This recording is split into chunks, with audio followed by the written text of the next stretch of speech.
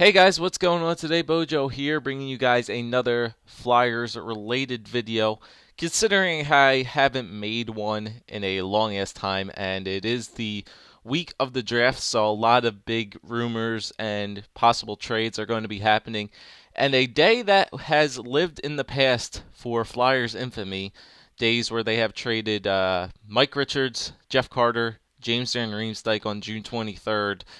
Today, it happened once again. So the big trade that happened today was the Flyers sending Scott Hartnell to the Columbus Blue Jackets in exchange for R.J. Umberger and a fourth round pick in the 2015 NHL draft. So not this year's draft, but next year's draft.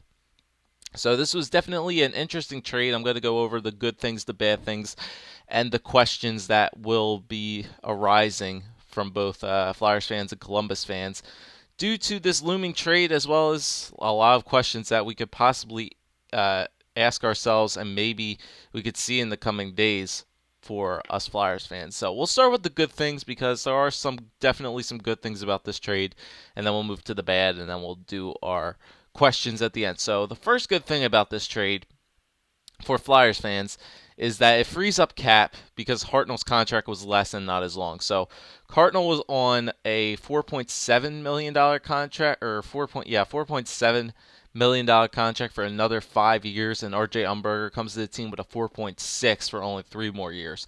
So essentially, Hextall made a pretty good trade here dealing with salary cap and won't have an effect immediately, considering that he's only going to save maybe a hundred grand for the first 3 years. But once those 3 years are up, and we don't have to deal with Hartnell's contract anymore, you're saving about a good close to $5 million once Umberger's contract is done. Because I doubt they'll re-sign him because he'll be about 35 or 36, and the deal between these two teams sent both wingers, who were the exact same age, 32 years old, for each of them. So freeing up the salary cap for Hartnell's side was definitely good for us. It adds more depth to the lineup. I would say that because Umberger is definitely a faster skater than Scott Hartnell is. Uh, Umberger's a much more versatile player because he can definitely play center, and he's actually fairly good. He's not the greatest center faceoff wise, but he is good. He can also play the wing, which is nice. Flyers get a fourth round pick out of this, which isn't all too bad because some of those fourth round later picks are actually not that bad. The Flyers have done a pretty good job as of lately of picking up fairly good late round picks. They're always usually a um, a first round pick kind of guy, and that's it. But for the past couple of years, their late round picks have actually been turning out pretty damn good, if I say so myself. I mean, look at Shane Gostisbehere, for God's sakes, he's turning out to be a superstar. Um, Umberger's, like I say, is also much better defensively than I would say Scott Hartnell is, and he could potentially put up more points. Now, he's not going to be playing Scott Hartnell's role. I doubt he'll be playing first line time next to Claude Giroux and Jacob Voracek, so obviously he will not be getting that kind of point totals. But maybe playing third line center, fourth line center, who knows, third line wing, whatever. I definitely still think that he could put up a much better depth wise point total than Hartnell could on the first line total. So Hartnell still could probably get some um, first line point totals, but Umberger I still think will put up a better third line expectation that Hartnell could expectating on the first line. Now, as for you Columbus fans, what you could expect from Scott Hartnell, honestly, I don't know. I don't know what your guys' first line is looking like as of right now. I think it's Ryan Johansson. So Hartnell moves from playing from Claude Giroux to Ryan Johansson. Definitely Giroux has more skill than Ryan Johansson. Johansson's much younger, and he obviously can help Johansson grow, but I don't even know if they're going to play him on that first line or not. I could see Scott Hartnell being like a second line power forward player there. Now that they have kind of two power forwards on that team with Nathan Horton, who was suffering from some injuries last year, and now Scott Hartnell, you have two big bodies up there, up in the front of your possible top six, which definitely could help the Blue Jackets get some more room on the ice to let their young guns fly. But who knows what the former Flyer will do for the Columbus Blue Jackets? Honestly, I don't know. Now on the bad side about this, Considering that the Columbus Blue Jackets were planning on buying out RJ Umberger, I don't know why the Flyers would have made this trade anyway. They still could have kept Hartnell's contract. It wouldn't have been all too bad. But then again, it goes back to the thing about the contract situation. And basically, what Hextall is trying to do is clean up the mess that Paul Holmgren made, trying to just get rid of all these long, unnecessary contracts, trying to get smaller, and just trying to free up as much salary cap as possible for the future when some young guys are making their way onto the team. You're breaking up chemistry, so obviously Giroux and Jacob Voracek's chemistry with Scott Hartnell was fairly good, as well as Hartnell's chemistry with a lot of other players on the team. You're breaking that up, but still, you do have some other good forwards that could definitely, young forwards especially, that could step up and fill out that top six essentially, or that top left wing spot. Let's see. And as of right now, you lost your first line winger, but like I said, essentially some of those young guys could definitely come up and fill that role essentially. Now some questions to answer is who's going to be the player to fill his role and what's the lineup going to look like? So, considering that Braden Shen played a lot of wing this year, more wing than he has in recent years because Vinny Lecavalier did start out when he came to Philly on that second line. So Braden Shen was playing a little bit more wing than Vinny was on certain occasions. So Braden Shen could possibly fill out that first line left wing spot if they end up signing him. I'll get to that in a minute because that is one of the main goals that Ron Hextall did initiate from the beginning, that he wants to make sure that he tries to re-sign Braden Shen. But if he can't do that, then there could be a possible trade looming as well for Braden Shen here. But I'll get to what the lineup looks in a minute.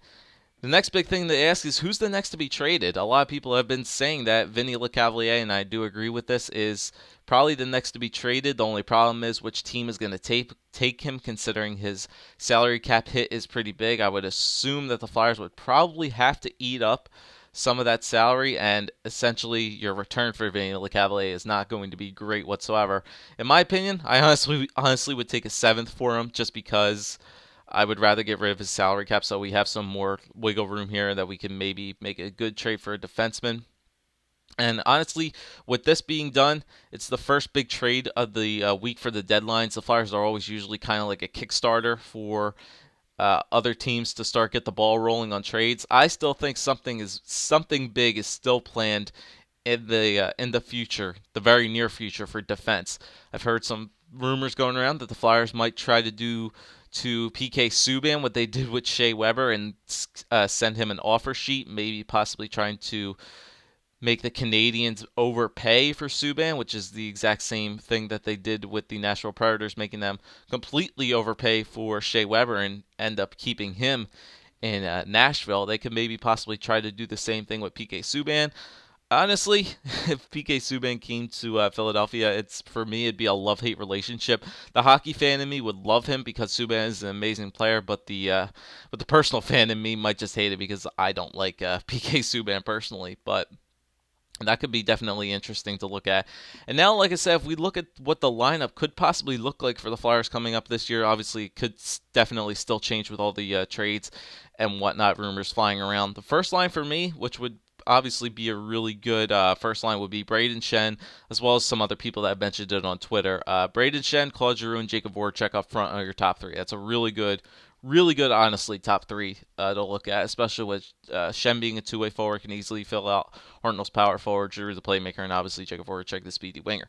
Second line now, since Braden Shen moves off of that center, you need somebody to step up to that second line. And even though I don't necessarily think he is a second liner just yet, I definitely think he can fit the role perfectly, and that would be Sean Couturier, no doubt. He could definitely move up to that second line to play with Wayne Simmons.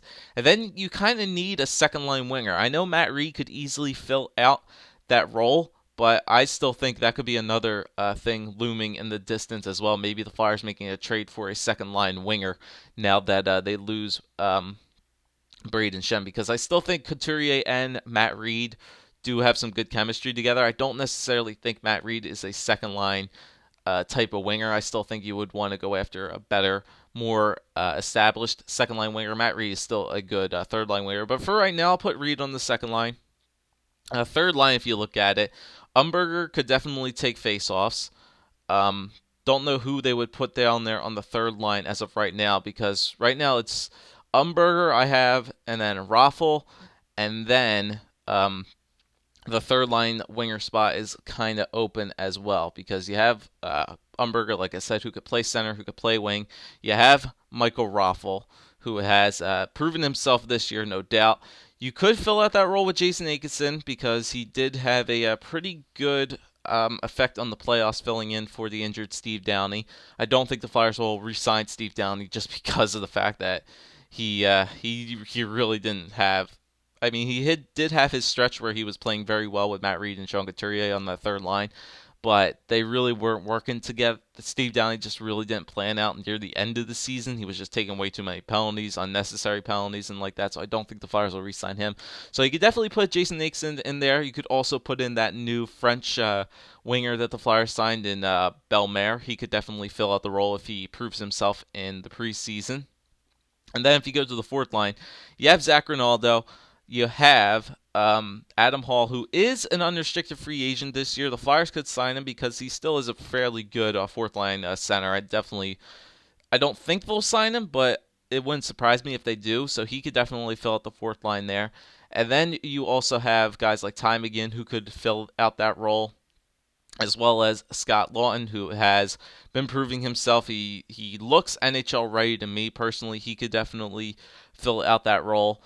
And then who was the other guy I said? And Zach Ronaldo, like I said, he could fill that out down there, Hall or whatever. So that's what the possible lineup could look like right then and there for forwards. It's a lot of depth everywhere for the Flyers. Like I said, questions are who's going to be that new first line winger to play with Giroux and Voracek. Who's going to fill out that second line if they don't, if they decide to move Shen up to the first line, if they decide to trade Braden Shen, what are they going to get in return for him? And it's a lot of questions to be asked by Flyers fans right now, but let me know what you guys think in the comment section down below. Do you think this was a good trade for the Flyers to send Scott Hartnell to Columbus for RJ Umberger and a fourth round pick? Personally, contract wise speaking, it's very good for salary wise. Immediate impact player wise, I don't necessarily know. And obviously, there are still a ton of questions to be asked for Flyers fans around there. But Columbus fans, let me know what you guys think as well. If any of you Columbus fans are out there, let me know what you guys think of this trade. What do you think Scott Hartnell's going to bring to your team? And it's going to be a very interesting week, without a doubt, with the NHL draft looming on Friday, June 27th and 28th. A lot of things are going to be happening this week, and it's going to be interesting to look at. So thanks for watching, guys. Let me know what you think in the comment section down below, and take it easy.